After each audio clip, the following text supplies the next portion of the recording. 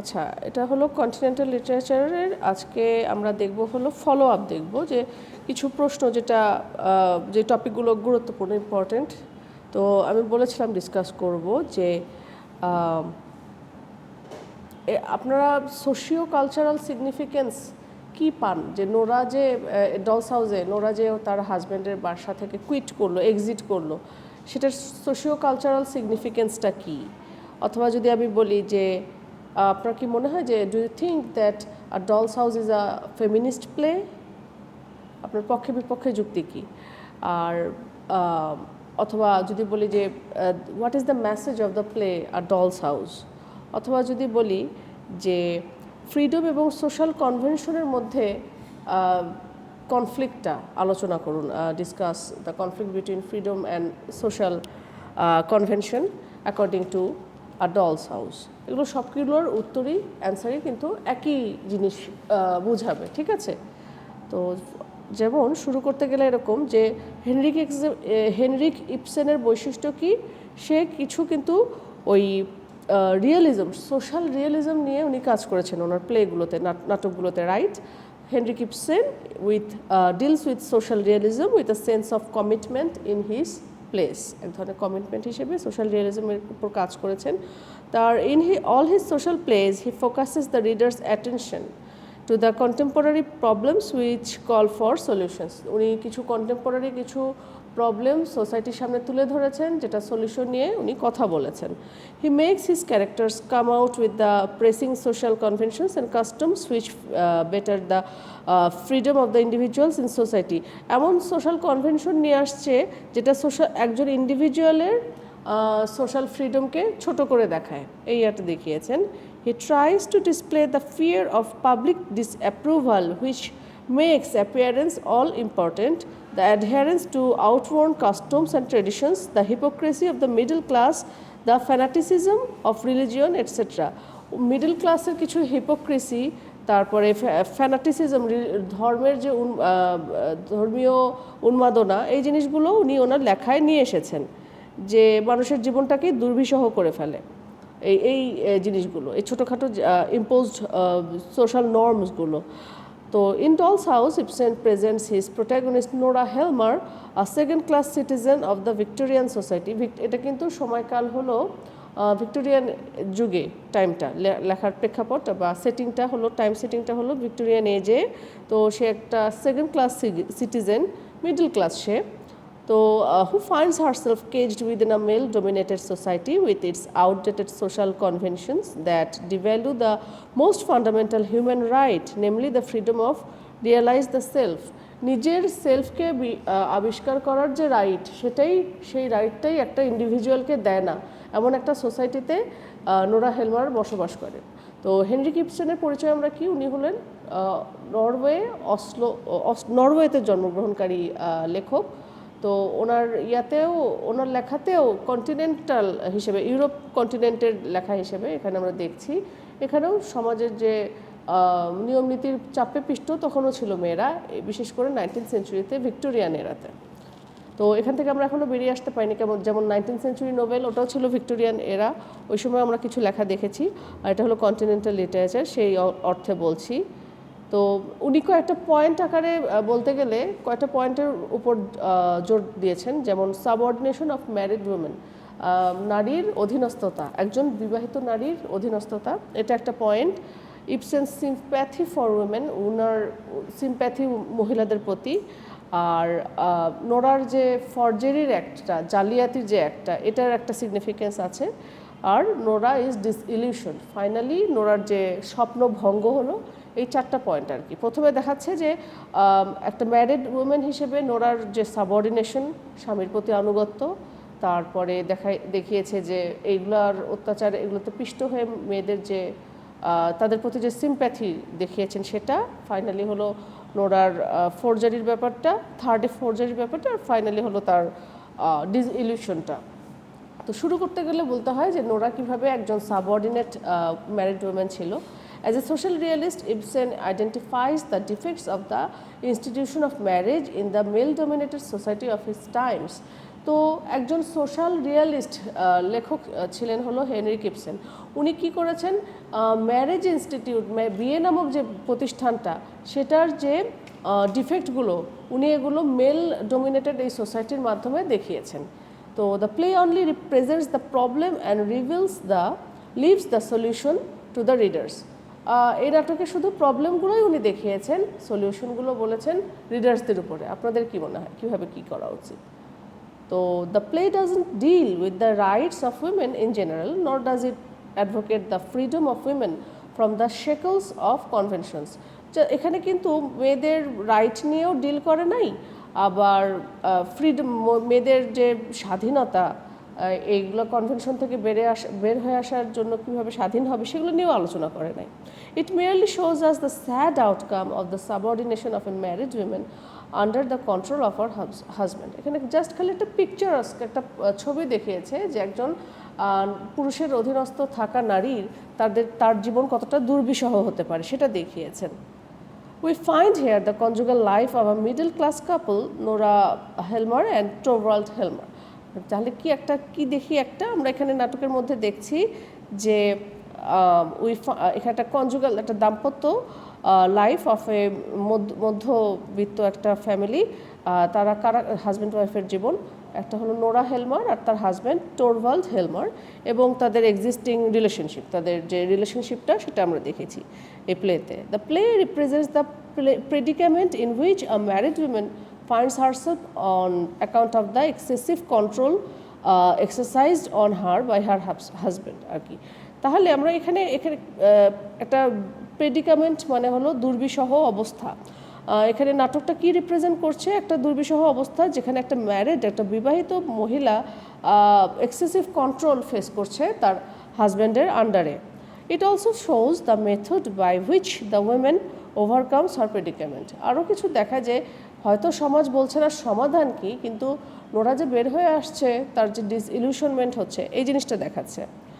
Ibsen is undoubtedly on the side of Nora Helmer, is her heroine. আচ্ছা, অবশ্যই নিঃসন্দেহে writer যিনি, নাট্যকার যিনি, উনি নায়িকার পক্ষে, প্রোটাগনিস্টের পক্ষে, নোরা হেলমারের পক্ষে। তো Nora of course is able to obtain our sympathies, so it would not be unfair to say that A Doll's House is a feminist play. আচ্ছা, এই প্যারাতে আমরা যেটা বলতে পারি যে অবশ্যই নোরা সিম্প্যাথি পাওয়ার যোগ্য, এবং এই সেন্সে অবশ্যই বলা যায় যে নাটকটা একটা ফেমিনিস্ট প্লে, কারণ যেহেতু রাইটার নাট্যকার নারী চরিত্রের পক্ষে, পুরুষের চরিত্রের পক্ষে না, তো সেই অর্থে আমরা এটাকে একটা ফেমিনিস্ট প্লে হিসেবে বলতেই পারি। এরপরে ফেমিনিস্ট প্লের সাথে সাথে আসে যে ইবসেন কীভাবে মহিলাদেরকে সিম্প্যাথাইজ করেছেন, তার সিম্প্যাথি কেমন ছিল মহিলাদের প্রতি, সেটা একটা পয়েন্ট আসে। এই পয়েন্টের ব্যাপারে বলতে গেলে বলতে হয় Ibsen choose for his play one of the burning topics of his time. নাটকটা এমনভাবে সেটটি সাজিয়েছেন, প্লট সেই সময়কার একটা বার্নিং ইস্যু ছিল, সেটা কি, উইমেন্স প্লেস ইন সোসাইটি, সমাজে নারীদের অবস্থান কোথায়। In February 1879, he actually proposed at the Scandinavian Club that the women members too should have right to vote. আচ্ছা, হেনরি কিপসনের একটা বিশাল অবদান ছিল। উনি 1879 সালে উনি যেহেতু নরওয়ের মানুষ, নরওয়ে স্ক্যান্ডিনেভিয়ান কান্ট্রিগুলোর মধ্যে পড়ে, ইউরোপের 5টা দেশের সমষ্টিকে বলা হয় স্ক্যান্ডিনেভিয়া। নরওয়ে আরও কি জানি দেশ আছে 5টা, এই মুহূর্তে মনে করতে পারছি না। সেই স্ক্যান্ডিনেভিয়ান ক্লাবে উনি দাবি জানান যে মহিলাদেরও ভোট দেওয়ার অনুমতি দিতে হবে। হি ওয়াজ ইউরোপের ইয়াতেই তো, স্ক্যান্ডিনেভিয়ান কান্ট্রি তো ইউরোপে। আচ্ছা, he was greatly angered when his proposal was struck down. Just সাথে সাথে নাকচ করে দেওয়া হয়েছে, খুব কষ্ট পেয়েছেন, রেগে গিয়েছেন।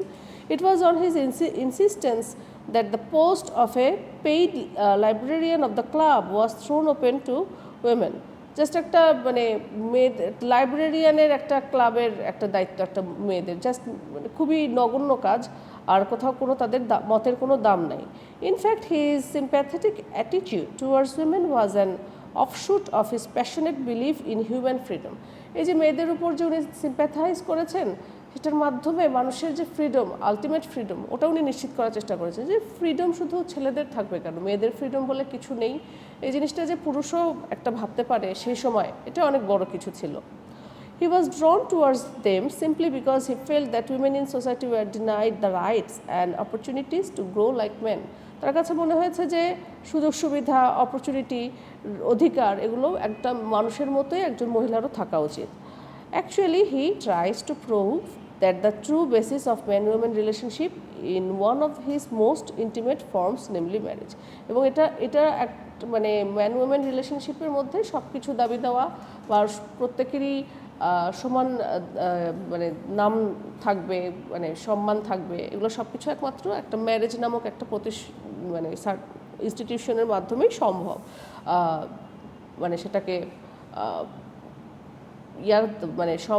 মানে পূর্ণ রূপ দেওয়া সম্ভব।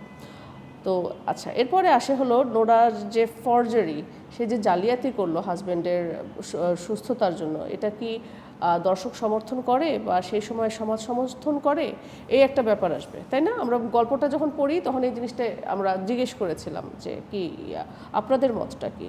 তো এখানে যেটা করতে চাচ্ছি, আমি বলতে চাচ্ছি যে নোরা আর টোরভাল্ড হেলমার তারা হাজব্যান্ড ওয়াইফ, তারা একটা হ্যাপি লাইফ, অ্যাপারেন্টলি তারা একটা সুখী দাম্পত্যই লিড করছে। But Helmer treats his wife as his pet and possession. Just মনে করছে যে সে আমার পোষা প্রাণী, সে আমার পজিশনে থাকা একটা কুকুর, না হলে বিড়াল। হাজব্যান্ড এভাবে করে তাকে ট্রিট করতো।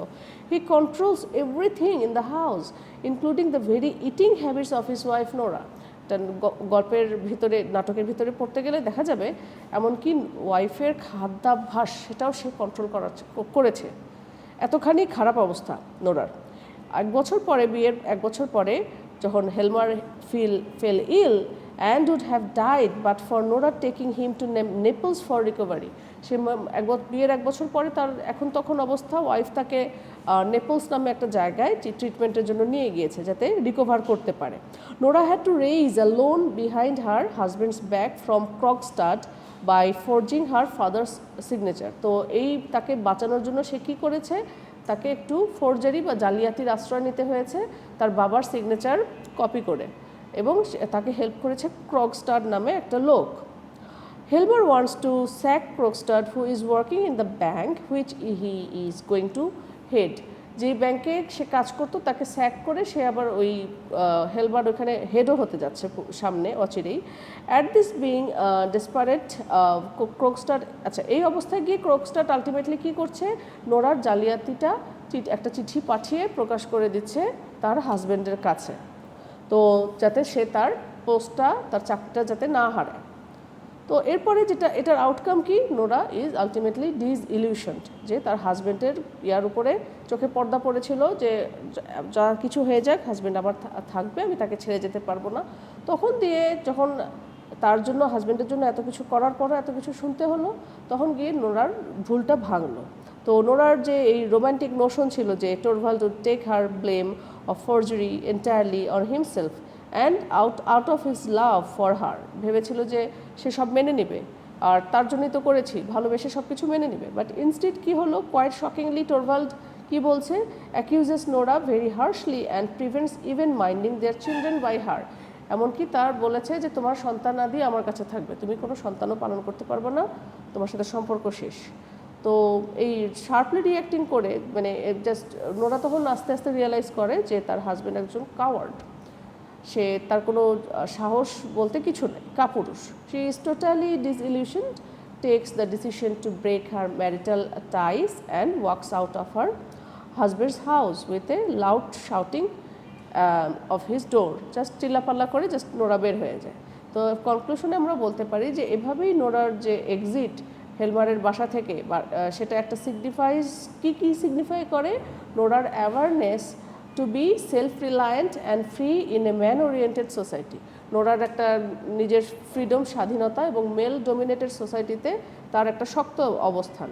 এখানে ইবসেন কী করছে, has been quite successful in depicting the conflict between freedom and social convention. এই সোশ্যাল কনভেনশন হলো ওর হাজব্যান্ডের চাপায় দেওয়া জিনিসগুলো, আর ফ্রিডম হলো নোরার ফ্রিডম, যে আমার দরকার নেই এরকম স্বামী, আমার দরকার নেই এরকম সংসার।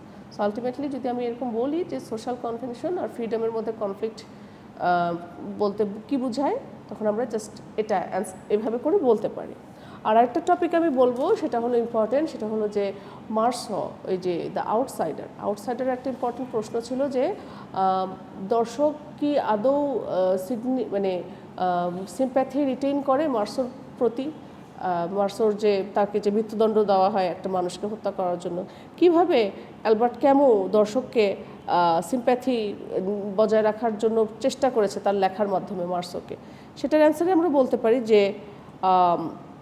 সে এখানে মার্সো কী করেছে, দর্শকদেরকে তার নোভেল স্ট্রেঞ্জারের মাধ্যমে মার্সোর সাথে পরিচয় করাইছেন, scrutinize the activities carefully and see whether they can retain sympathy for him despite his crime and lack of repentance. এখন মার্সোরকে খুঁটিনাটি তুলে ধরেছেন এবং দেখার চেষ্টা করেছেন যে দর্শকের আদৌ সিম্প্যাথি আছে কিনা মার্সোর উপরে, তার রিপেন্টেন্সের অভাব সত্ত্বেও এবং তার ক্রাইম করা সত্ত্বেও। তো একজন A reader may proceed taking into account the opening lines exploring his lack of emotion and remorseness at the funeral of his mother. প্রথম হয়তো রিডারের মনে হবে যে এটা কেমন চরিত্র যে তার কোনো ইমোশন নাই, তার কোনো অনুশোচনা নাই মায়ের মৃত্যুতে। তারপরে একজন অ্যারাবকে সে মেরে ফেললো, সেখানেও তার কোনো রিগ্রেট নাই। আর তারপরে তার গার্লফ্রেন্ডের proposal to marry him and resentment towards his judges, only to introspect impartially on their own relationship with the society. এটা জাস্ট পার্শিয়াল ব্যাপার, এটা দেখে হয়তো দর্শক মনে করতে পারে জাজদের উপরে ভরসা করে না, বান্ধবীর কথায় গা করে না, এটা জাস্ট একটা পার্ট, এখানে আরও কিছু চিন্তার আছে, ব্যাপার আছে। সেটা আরও ডেলিবারেটলি বলতে গেলে, Camus has deliberately adopted the narrative style to involve the reader directly to compare the hero of the novel with himself. এমনভাবে ন্যারেটিভ বা গল্পটা সাজিয়েছেন হিরোর নিজের সাথে দর্শকের একটা হবে, অ্যাটাচমেন্ট হবে, এমনভাবে উনি ওনার লেখা সাজিয়েছেন। And reader is expected to sympathize with Meursault on ট্রায়ালগুলো যখন হয় মার্সোর এগেনস্টে, মানে এমনভাবে সাজিয়েছেন ট্রায়ালটা যাতে দর্শক মার্সোর প্রতি সিম্প্যাথি ফিল করে। But the readers can never be able to go deep into the ludicrous proceedings unless they place themselves in the position of Marso. কিন্তু তারা কখনো গভীরে যেতে পারবে না যতক্ষণ না তারা মার্সোর অবস্থান থেকে নিজেকে বিচার করতে পারবে। Only that will help them to introspect whether they are equally guilty of indifference to the society.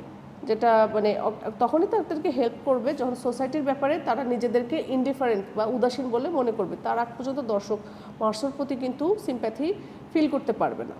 তো Camus has described Marceau as a person who doesn't play the game of the society. Marceau এমন একটা লোক, সমাজ কি মনে হচ্ছে একটা পুতুল নাচ করছে, মানে যেভাবে পুতুলটাকে নাচাচ্ছে পুতুল সেভাবেই নাচছে।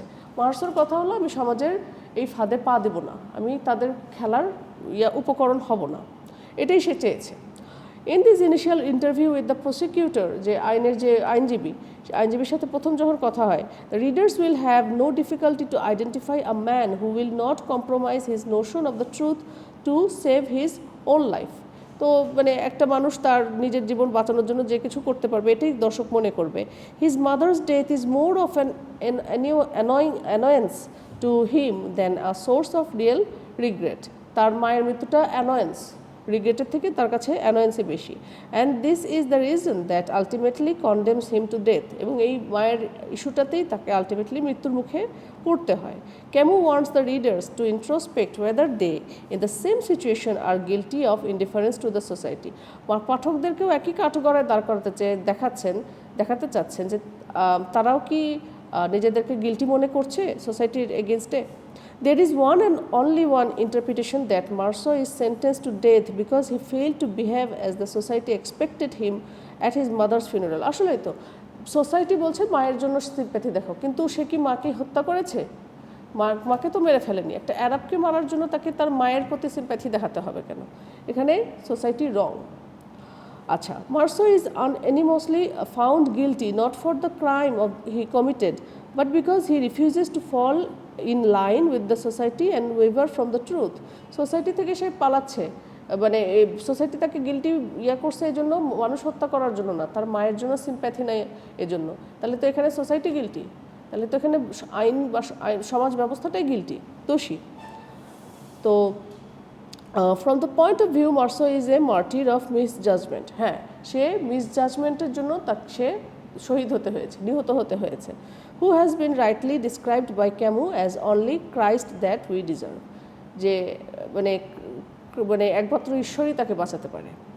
The opening line of The Stranger has set the successive incidents in motion. কিছু ইনসিডেন্ট ওপেনিং লাইন দেখিয়েছে। In fact, the readers have a fair chance to assess and reassess their opinion of Marceau, the protagonist of the novel. এখানে দর্শকদেরও chance আছে যে মার্সোকে বারবার নিরীক্ষ করা, সে ঠিক না বেঠিক। For instance, example, let us take the case of Marceau's unexpected behavior when he goes to attend his mother's funeral at the old age home where he put her for the rest of her life. এখানে যে প্রথম যখন মায়াকে কবর দিতে যাচ্ছে তখন যে একটা বিরক্তিকর সিচুয়েশন ক্রিয়েট করছিল না, যে রেখে দিয়েছে, তার কোনো বিকার নাই, এই ইনসিডেন্টের কথা এখানে আমরা এক্সাম্পল হিসেবে নিতে পারি। The readers are very likely to be hostile for such indifferent and remorseless behavior of a son who fails miserably to express his grief for one who has brought him to this earth. মানুষ মনে করতেই পারে পাঠক যে কেমন সন্তান যে তাকে পৃথিবীতে আনলো, সে এরকম আচরণ করছে। আচ্ছা, before they are able to restore themselves from such initial shock, Camus quietly shifts the reader's reaction from total negative to neutral. এখান থেকে হঠাৎ করে এমন একটা সিচুয়েশনে নিয়ে গেছে যখন দর্শক নেগেটিভ ফিলিং থেকে নিউট্রাল ফিলিংয়ে তাদের ইমোশন চলে যাবে। Marceau is present by the writer as a normal human who has adequate feeling or love for his mama বা mother. আচ্ছা, this clears the stage for the readers to identify Marceau with pity and sympathy which he deserves. আসলে মার প্রতি ভালোবাসা আছে, কিন্তু তার ভালোবাসাটা সমাজ যেভাবে চায় একটা সন্তান তার মায়ের প্রতি দেখাবে তার থেকে একটু ডিফারেন্ট ছিল, যার জন্যই দর্শক তাকে তার প্রতি সিম্প্যাথি বা পিটি দেখাবে, এটাই। It is not like life is puzzle before which Marceau throws up his hands and invites the readers to do the same. মানে জীবন ধাঁধা নয়, এরকম করে মানুষকে মার্সো রিপ্রেজেন্ট করে নাই। Certainly Meursault never tries to make judgments, সে judgment করতে চায় নাই, but even his most agnostic comments contain some, তার কিছু কমেন্ট এরকম জাজমেন্টাল কমেন্ট ছিল। When he hears Salamano beating his dog, আচ্ছা ফর এক্সাম্পল তার বাসায় একটা প্রতিবেশী ছিল না, সালামানো ডগকে বিট করতো, সে তখন মানে আরেকজন ক্যারেক্টার অলওয়েজ বলতো it's unfortunate, but reality no one can know, really no one can know, but the readers subsequently learn from the Marceau's correct interpretation. মানে অন্যান্য প্রতিবেশী মারছে কুকুরকে, আরেক প্রতিবেশী বলতেছে যে খুবই দুর্ভাগ্যজনক, দুঃখজনক, কিন্তু মার্সো এটা বলতো যে সে ওরকম কিছু বলেনি। আলটিমেটলি মার্সোর দৃষ্টিভঙ্গি থেকে এটা প্রকাশ পেয়েছে যে এটা সিম্পল ব্রুটালিটি না, এটা এক ধরনের লাভ ছিল, যে মারার মধ্যেও এক ধরনের ব্যাপার স্যাপার থাকে, হয়তো সে দুষ্টামি করেছে কুকুরটা, সেই জন্য মেরেছিল। So, however, the difference in narrative structure between the first and the second halves of the novel declares that they should not read in the same manner. First আর সেকেন্ড পার্টের মধ্যে দেখাচ্ছে যে ম্যানারটা সেম থাকবে না নোভেলের, আমরা যেভাবে দেখছি নোভেলটাকে আসলে সেরকম না। In the second half Marceau becomes less and less of a stranger until the end of reader can identify with him. মানে আস্তে আস্তে মার্সো স্ট্রেঞ্জার মানে কি, আগন্তুক, যাকে আমরা চিনি না, তাই না? আমি যদি প্রথম রাস্তায় সালাউদ্দিনকে দেখি, সে একটা স্ট্রেঞ্জার আমার কাছে, সেই স্ট্রেঞ্জার থেকে একটা সাধারণ মানুষ হয়ে উঠতেছে, কাছের মানুষ আস্তে আস্তে সেকেন্ড হাফে হয়ে উঠতেছে। তো Marceau becomes less and less stranger until the reader can identify with him. Part 1 must be forgotten before the reader's sympathy and understanding the first emissary of death of his mother. প্রথম পার্টটা এরকম গিয়েছে মায়ের ব্যাপারটা নিয়ে। This also prepares the reader to identify himself with Marceau and pity him. এখানে একটা ব্যাপার আছে যে মারা গেছে, সেই জন্য একটা পিটি ক্রিয়েট হয় মার্সোর প্রতি দর্শকের। The more the reader pities Marceau, the more he comes to realize the essence of absurdity. মানুষ যতই মানে দেখা যাচ্ছে আমরা গল্পটা পড়ছি, মার্সোর প্রতি আমাদের সিম্প্যাথি আসছে, বাট মার্সো আরও বেশি অ্যাবসার্ড চিন্তাভাবনা হয়ে যাচ্ছে, কি আছে জীবনের কি মানে, তাই না? আমরা গল্প পড়তে তো এরকম দেখেছি। The reader also comes to realize for the first time that showing pity to Marceau means showing pity to himself as well as other humans. আসলে আমাদের সবার মধ্যেই মার্সো বাস করে, এটা আমরা এরকম না যে মার্সো একাই এরকম, বর্তমান যে অ্যাবসার্ড যে সোসাইটি, এখন মানুষ কীরকম হয়ে গেছে, মানুষের মেন্টালিটি এখন কীরকম হয়ে গেছে। আমরা সামনে একটা কুকুর একটা স্পট ডেট হয়ে গেল গাড়িতে করে, আমরা ছবি তুলছি, আমরা ওটাকে বাঁচাবো তো নাই, উল্টা ছবি তুলবো। ইনফ্যাক্ট মার্সোর থেকেও খারাপ অবস্থা এখন সোসাইটির। এটাই পিটির ব্যাপারটা এখানেই আসছে। সো নিজেদেরকে মানে মার্সোর মাধ্যমে আমরা নিজেদেরকে আরও ভালো করে বুঝতে পারবো, আমাদের ইনার হ্যাবিটটা বুঝতে পারবো। Finally, the more the readers can feel oneness with poor Marceau, the more their resentment grow against the entire judicial system. মার্সোকে যতই মানুষ জানতে পারি আমরা রিডার হিসেবে, ততই জুডিশিয়াল সিস্টেম, আইনের যে ধারা বা সিস্টেমটা, এটার প্রতি ততই আমাদের ঘৃণা বেড়ে যায়। কারণ তারা কী করেছে, অন্য একটা রং পয়েন্টে মার্সোকে ফাঁসির রায় দিয়েছে। আচ্ছা, Camus has ultimately succeeded to turn the readers' antipathy into sympathy. দর্শকের ঘৃণাটাকে সিম্প্যাথিতে পরিবর্তন করতে পেরেছেন ultimately, and identify themselves with Marceau's adverse situation, এবং নিজেদেরকে মার্সোর সিচুয়েশনে নিজেরা কল্পনা করতে পেরেছে। That's it for today. Please close. Of করে দেন।